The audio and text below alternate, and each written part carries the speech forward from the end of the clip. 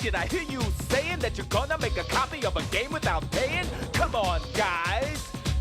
I thought you knew better. Don't copy that floppy. So another thing that made home computers extraordinarily popular was how easy it is to pirate games. I thought this was commonplace. I thought games were free. For people growing up like myself, most of my Commodore 64 games, if not, I would say probably 95% were copied games from my uncle.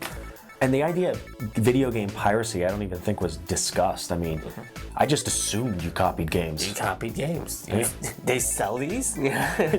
Because I would go over to my grandparents' house and there would just be stacks of games with handwritten labels. I didn't know if my uncle made them, my uncle's friend got them, my grandpa made this coin program. I don't know what the hell this stuff is or where it came from. I figured the person's, ballpoint ink pen writing on this label, that's how it comes.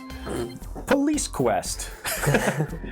It's pretty well known, if someone played a game and they really liked it and they wanted one of their friends to play it, what they do is they make a copy and be like, oh, you gotta check out this game. Because it's not like there was a Babbage's on every corner yet, or anything like that. It's a little bit harder to find video games that you might want. So the best thing to do is just pass it around. Unfortunately, that also meant that a lot of sales were lost. My dad worked at BASF, which actually made floppy disks. Perfect, what a perfect just combination. It was like Christmas. You would come home, my dad, hey, Pat, play this game. He'd give me a disc with all these QW basic games and RIP games on here. Like I said, we didn't buy a lot of new games because why did you have to do that when you could just go to work?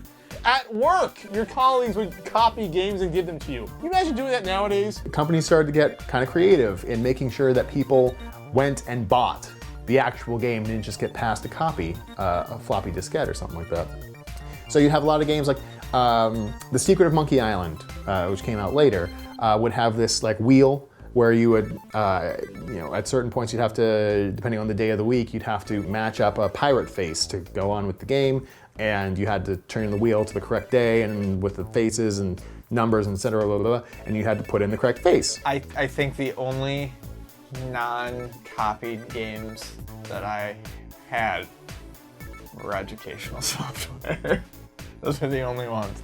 And to this day, some of those are the ones with the toughest encryption codes. There are people who still haven't bothered decoding those. If you could get a game, you kind of see this even to this day where you have deluxe editions with extra things in them, You can have just a copy of the game, or you can actually pay the $20 or whatever, and you could get a game with a little golden token and a bag and a book and who knows what else.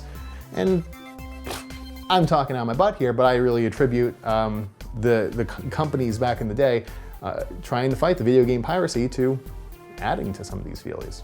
Video game piracy. It began before, it rose in '83, and it continued to exist into today. Oh, piracy.